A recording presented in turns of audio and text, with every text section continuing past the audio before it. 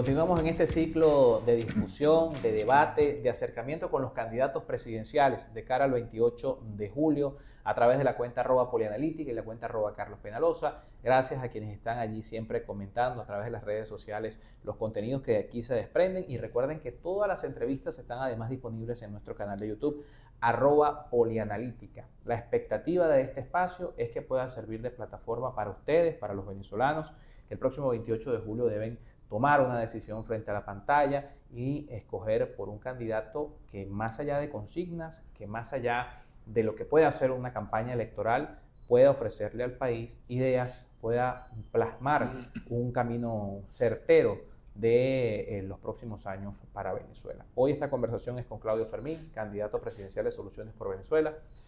Gracias por estar con nosotros, doctor. Siempre un gusto conversar. Muchas gracias, Carlos.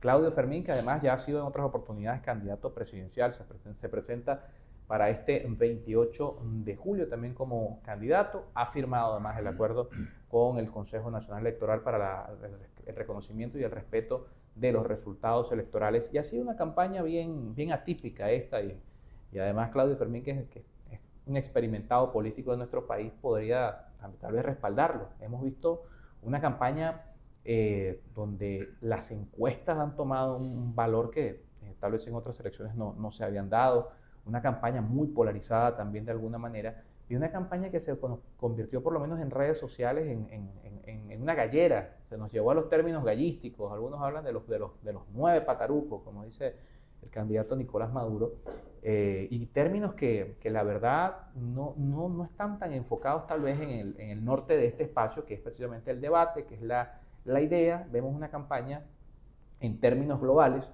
muy enfocada en estos temas, en calle, en encuestas y en adjetivos y calificaciones entre candidatos. Bueno, muchísimas gracias, Carlos, por esta distinción. Gracias a Polianalítica. En ese sentido, no solo la campaña electoral se ha concentrado en dimes, diretes. Fulano le dijo al otro, uno dice que es un pataruco, el otro lo reta a debatir y dice que es un cobarde, el otro dice que fulano es un tal, el otro dice que el otro es un cual. Es decir, se ha ido generando una costra de farándula política. Alguien le dijo al otro, este le responde, y eso va alimentando el circuito comunicacional. Eso va creando de suyo un referente de opinión, un nicho del debate que adquiere independencia no solo de la campaña, adquiere independencia de lo político propiamente dicho. Uno hace cualquier revisión de contenido en distintos medios y no es mucho lo que se encuentra en propuestas para la agricultura, en propuestas para la crisis de desabastecimiento de agua, en propuestas para resolver los conflictos políticos. En cambio, es muchísimo, es abundante lo que se encuentra en la riña, en la campaña sucia, unas que proceden directamente de los protagonistas y muchísimas que proceden oscuramente de cuentas anónimas, de laboratorios. Tú me preguntas cómo observo la campaña en este momento. Eso es lo primero que me llama la atención. Que los venezolanos, es decir, que es atípica. Sí, podríamos estar, si me permites decirlo desde esa óptica, podríamos estar desperdiciando una extraordinaria oportunidad para poner sobre la mesa cuáles son las orientaciones que cada partido político, que cada grupo de alianzas o que los distintos candidatos proponen darle al país, cuáles son las diferencias que realmente hay en el contenido económico de esas propuestas o cuáles son las coincidencias que podrían existir. Es decir, creo que se podría, ojalá que no, todavía queda un mes, se podría estar dilapidando una oportunidad para generar confianza en el país, para llamar la atención sobre que sí es posible mejorar y sí es posible avanzar.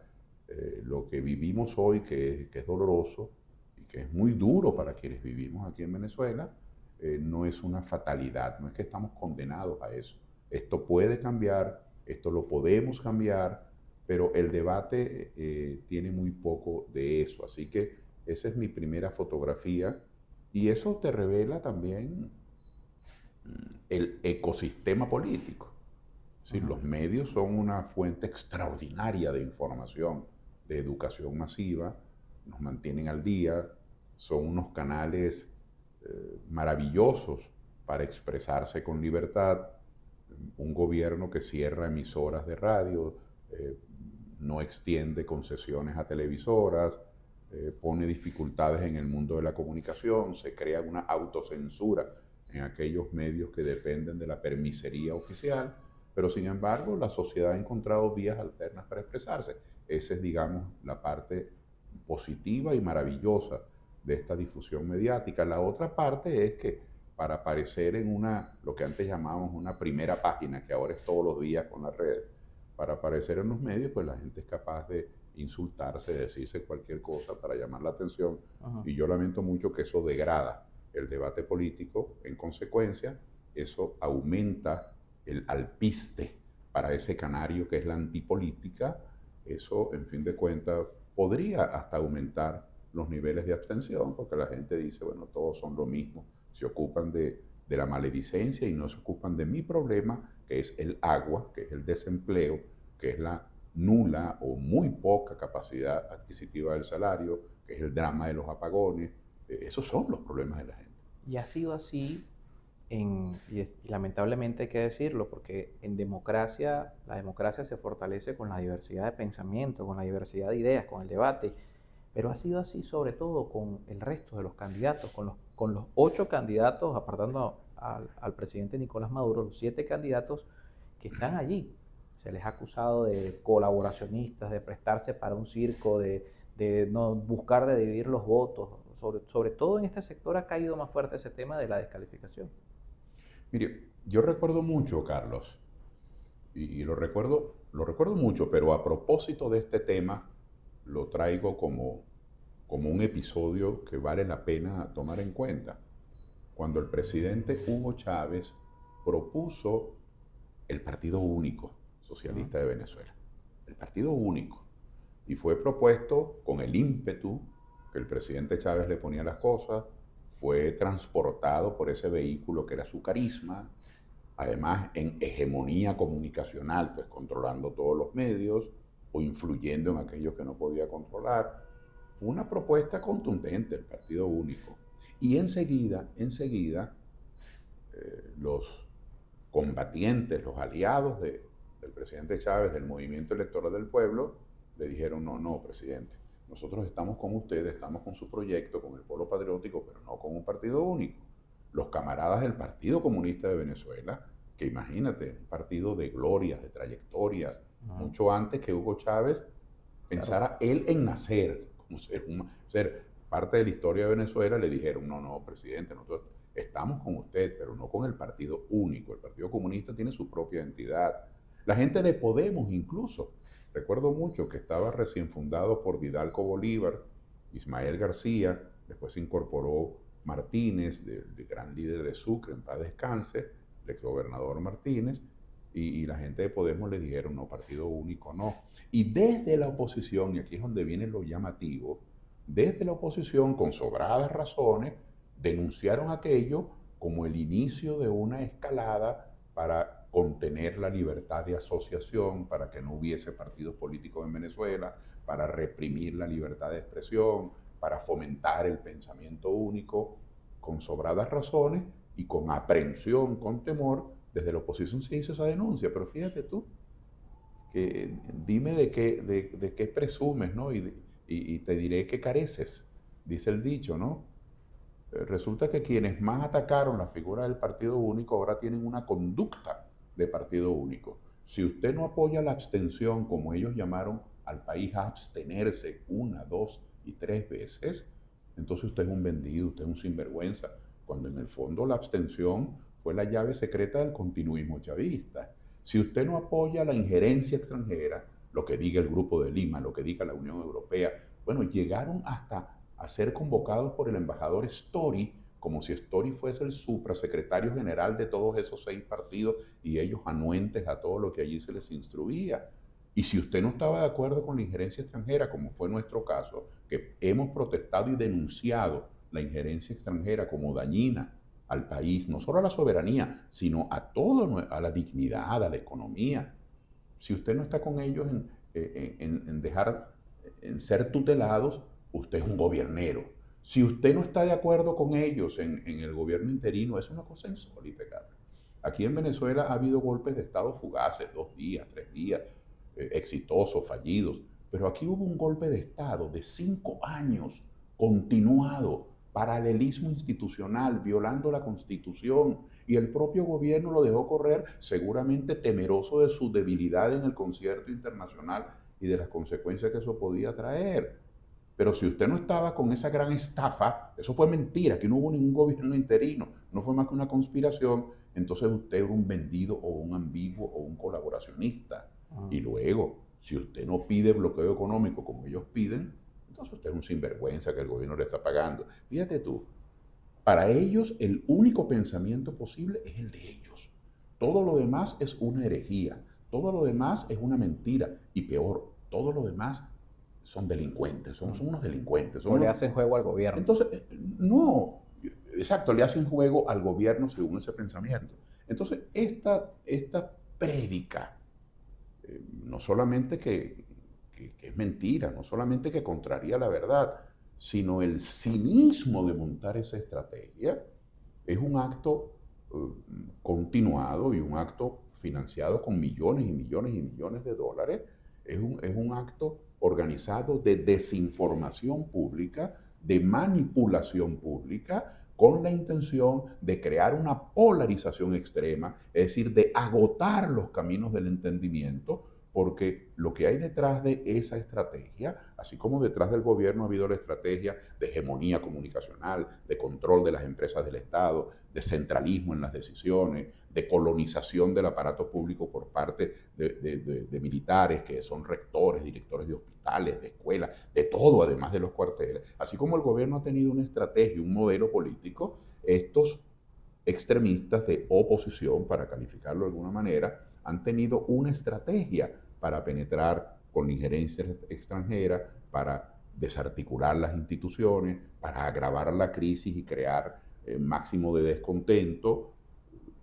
Es decir, estamos en presencia de estrategias que van contra el interés nacional. Y yo aprovecho esta oportunidad que Polianalítica me ofrece para denunciar eso, no a las personas.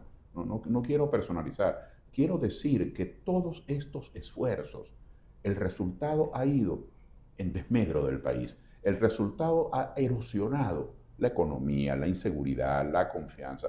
No tienen cuenta que presentar que no sea la obsesión por el control total. Entonces, acusar de divisionista a alguien que no convenga con lo que dice esta dirección política, o acusar de vendido, de colaboracionista a quien no opine como yo. Decir, la medida de la honestidad es mi pensamiento. Todo lo que se distancia en mi pensamiento son actos putrefactos, delincuenciales o mafiosos.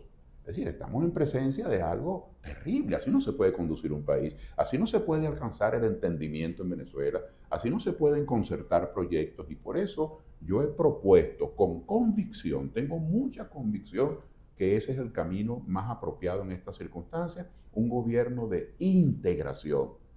Ahora, un gobierno de integración colide con lo que plantean los más extremistas. Un gobierno de integración tiene que estar integrado por aquellos que, constituidos, conformados, que convengan en que hay muchos recursos en el país y que debemos concertarlos. Un gobierno en el que participen quienes ponen el capital, quienes compran los equipos, quienes pagan la nómina, quienes corren el riesgo, porque quienes ponen el capital pueden ganar, pero pueden perderlo todo.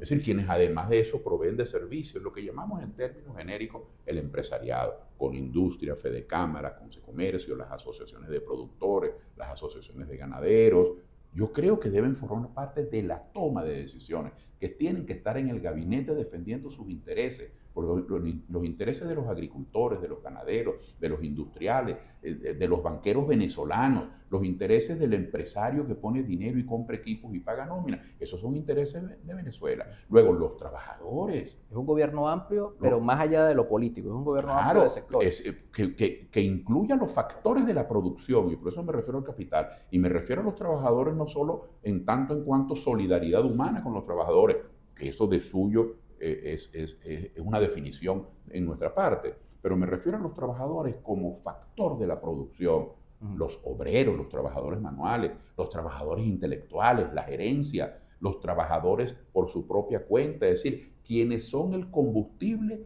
quienes son el lubricante del proceso productivo, los asalariados, que hoy están muy disminuidos, las cajas de ahorro extintas, el salario no vale nada y ha sido sustituido por unos bonos que realmente tienen el valor de la caridad, tienen el valor de la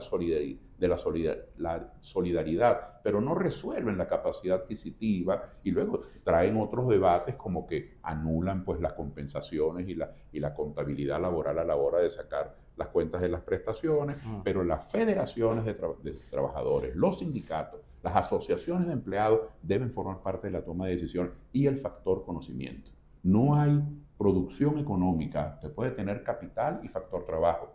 Y la gerencia, la tecnología, la ciencia, tenemos más de 90 institutos de educación superior. Y los rectores, los consejos de escuela, los consejos de facultad, los decanos de nuestras 90 universidades y tecnológicos no forman parte de las decisiones. Entonces yo llamo integración, no solo un gobierno de amplitud, en el que podamos converger 3, 4 organizaciones políticas que estemos de acuerdo en 6, 7 prioridades, independientemente de nuestras diferencias, sino que además estén los factores de la producción, capital, trabajo, tecnología, ciencia, conocimiento, porque el primer problema de nosotros los venezolanos, del océano de problemas que tenemos, el primer problema es el hambre, es la economía, es el desempleo, es que la gente no puede realizar su proyecto de vida porque no tiene, esa familia no tiene cómo financiarlo. Y de ese problema económico se derivan muchísimos otros. Por eso yo propongo un gobierno de integración. No es que esto sea una panacea, pero que en la mesa donde se toman las decisiones, es decir, en el gabinete,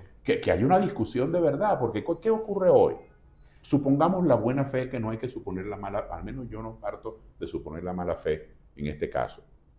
Hay una buena fe en las decisiones. Pero entonces tú tomas una decisión aislada, de acuerdo a tu parecer. Claro. Y después que la tomas es que sales a informarla y a administrar cómo le vas dosificando esa información a los agricultores, a los trabajadores, a los industriales, a las universidades. O sea, después del ojo afuera no vale Santa Lucía, como decimos en el viejo dicho. Por eso un gobierno de integración es una necesidad. Ahora, este gobierno de integración, y aquí regreso a lo primero del partido único y la concepción totalitaria de la información, este gobierno de la integración colide, choca con las estrategias, las matrices de opinión, con el rumbo psicológico de la confrontación total. Porque todo aquello que no sea confrontación se considera ambiguo, se considera dudoso, se considera una cosa tenebrosa y oscura. Se están integrando porque tienen algún interés oculto. El interés oculto es Venezuela, es el interés nacional. Entonces, el extremista de lado y lado parte simplemente de la base que la solución del país es exterminar al contrario. Aquí hay chavistas extremistas que piensan que el país estaría muy bien si la oposición no existiera. Y hay opositores que creen que Venezuela sería un paraíso, Disneylandia, para hablar en términos figurados. Venezuela sería perfecta si los chavistas no existieran. Son pensamientos esquizofrénicos, fuera de la realidad y mal intencionados, porque existimos todos y lo que hay que hacer es buscar los talentos donde están, aprovechar a todos para saber cuáles son sus críticas, sus diferencias y tratar de ensamblar proyectos que satisfagan a la mayoría del país. Yo creo en esa integración, yo creo en unir a los venezolanos, no en separarlos como se está haciendo hoy, de manera deliberada. Son proyectos perversos, porque acaban con la nacionalidad. Hay gente que lo que quiere es ser de su secta. Ya no le interesa Venezuela si Venezuela incluye otra gente que para él sea medio sospechoso o indeseables y a no le interesa. Le interesa es su secta. Entonces, eso no es un país. Claudio Fermín dice que el principal problema del país, y también lo dicen las encuestas, es un tema económico. De allí se derivan una serie de problemas que tienen que ver, por supuesto, con la calidad de vida del venezolano, que tienen que ver con la migración, con las personas que se van buscando mejores oportunidades. El país que viene, después del 28 de julio, ¿cómo lo concibe Claudio Fermín? ¿Cuál es el primer paso o cómo dar pasos certeros para cambiar esa realidad? Para comenzar a trabajar en ese sentido. Más allá de la conformación de un gobierno que por supuesto va a aportar muchas visiones en caso de lograrse, pero el asunto es que se necesitan medidas urgentes, se necesitan medidas de... Mire, hoy día es difícil captar inversiones para Venezuela, por diversas razones. Si usted dice en Alemania, en Japón, en Australia, en Canadá, en China, en cualquier lugar, usted dice que en Venezuela hay 2 asambleas nacionales. E incluso hay una que recibe un millonario presupuesto, a la que llaman Asamblea Nacional Legítima, que es un fraude, que es un acto, es un delito, y es la continuación del golpe de Estado por otros caminos, y que todavía hay gente quienes están de candidatos presidenciales y respaldan esa figura de la Asamblea Nacional, entre comillas, legítima, que funciona en el exterior, financiada desde el exterior, por cierto, con dinero venezolano. Dinero que se le niega a Venezuela por el bloqueo, pero se le da a esta Asamblea Nacional Legítima y a esos partidos a través de una partida presupuestaria que se llama Defensa de la Democracia. Son actos de cinismo impresionantes. Entonces, si en el resto del mundo los inversionistas dicen, caramba, pero es que ese país cree que tiene 2 asambleas. ¿Qué país es ese? Además, ese país, por 5 años, ese país nos dijo a todos en el planeta Tierra, a todos, a los europeos, a los asiáticos, a los americanos, a los africanos, a todo el mundo nos dijo que ellos tenían 2 presidentes. Ese es un país poco serio, ese es un país emborrador. En ese país expropian y confiscan y cierran emisoras y cierran televisoras y meten preso a la gente porque dicen que tal ministro es un sinvergüenza y lo meten preso a la gente por eso, por expresar su opinión. Porque en todos los países meten preso a la gente si conspira, si están en un intento de magnicidio. Son delitos muy graves, pero por manifestar en una calle o por reclamar salarios en nombre de un sindicato, un dirigente sindical expreso. Entonces, lo que se le ha hecho, Carlos, al país, a la imagen de Venezuela. Esto no es un problema de relaciones públicas ni de maquillaje, a la imagen. Es decir, ¿Venezuela es un país serio o es una mojiganga? ¿Qué es Venezuela? Porque si Venezuela no es un país serio, ¿por qué yo voy a invertir allá? ¿Por qué yo voy a arriesgar mi empresa, mi nombre, mis empleados, mi capital allá? Entonces, por una parte las expropiaciones, confiscaciones, invasiones, todo ese cuerpo que promovió Hugo Chávez, que luego con Maduro eso se ha detenido, confiscaciones y expropiaciones. Han seguido esos abusos que yo no los llamo menores, pero son menos noticiosos, de cierre de negocios, porque iba el CENIAT y como no tenía la planilla rosada del pago sino la azul, entonces cerraban un negocio por 72 horas. ¿A quién beneficia que cierre un negocio?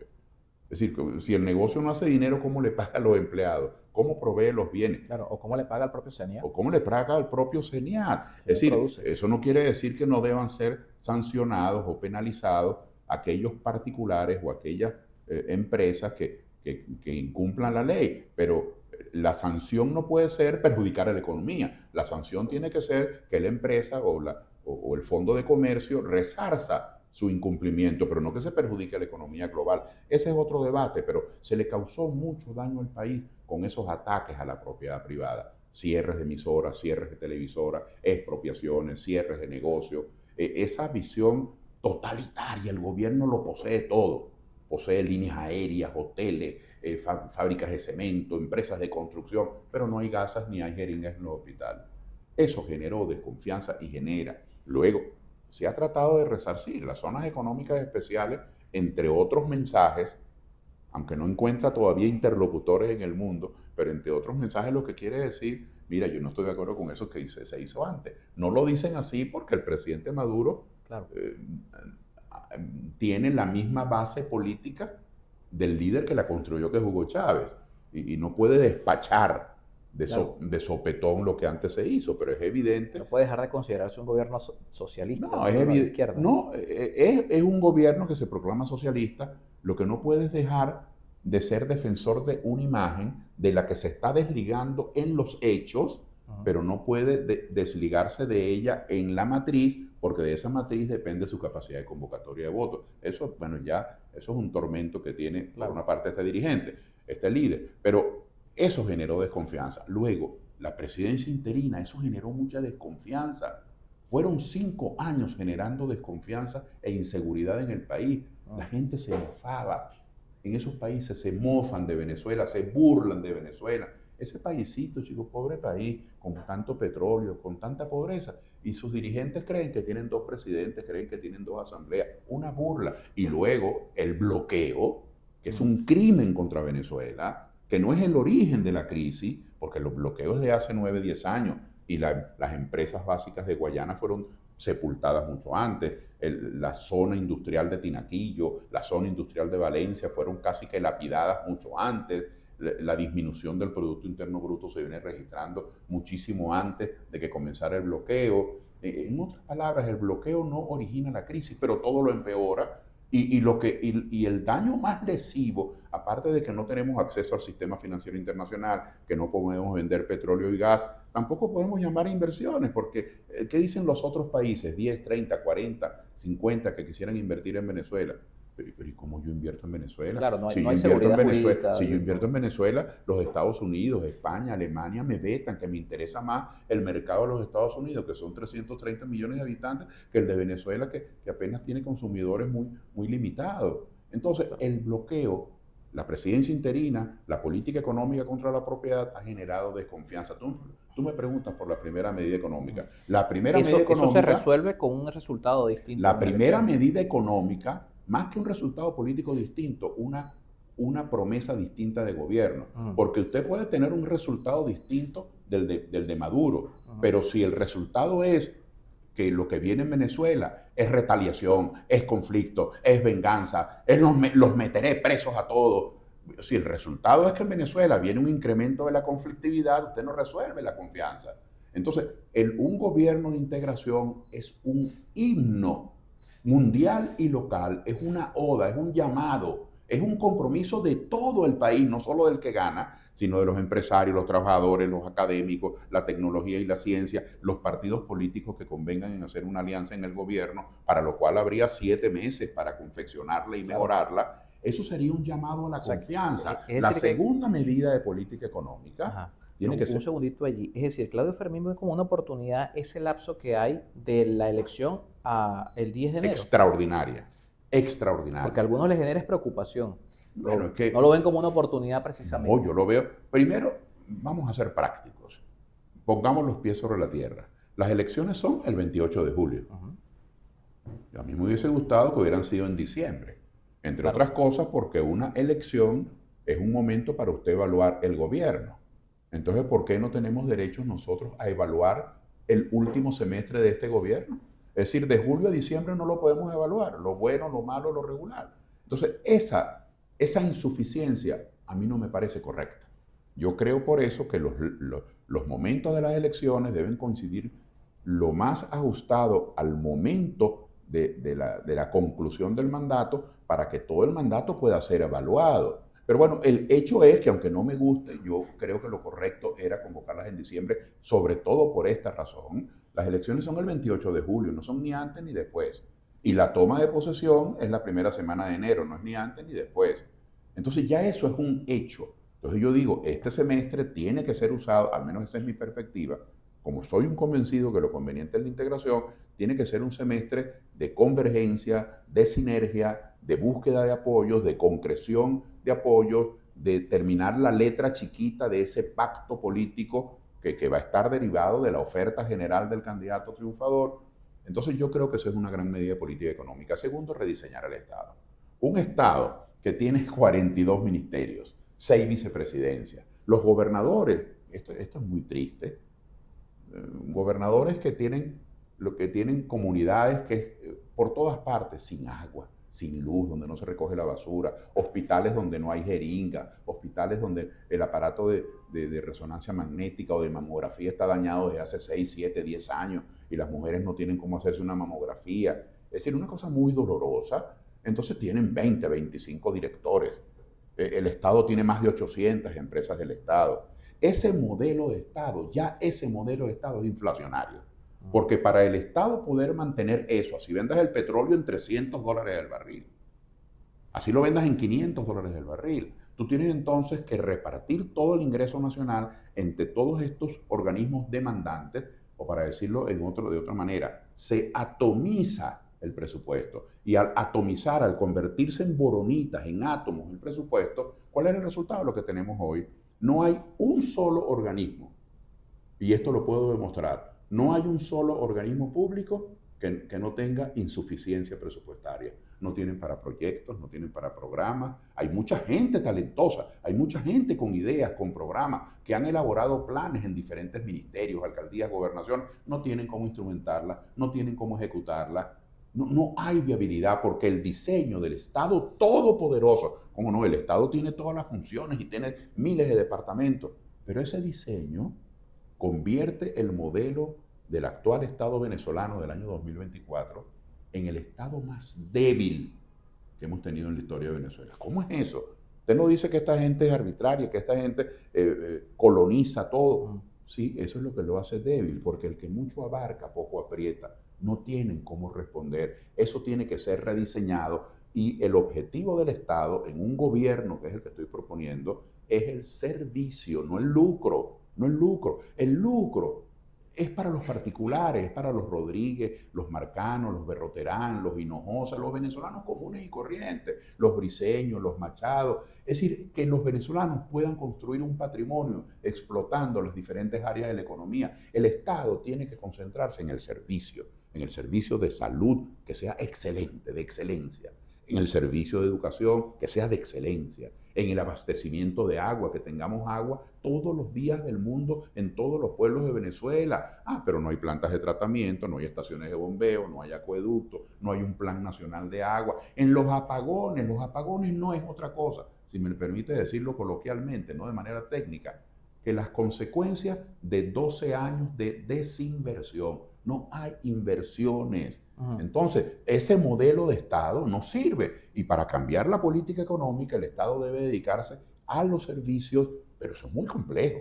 Dedicarse a los servicios no es tener menos Estado, es tener más Estado. Porque significa tener escuela de 2 turnos, significa tener educación nocturna, significa tener un programa nacional de formación y actualización de nosotros los docentes, significa tener geriátricos en todas las parroquias del país, significa tener centros pediátricos en todas las parroquias del país, significa resolver el problema de la obsolescencia de los equipos médicos.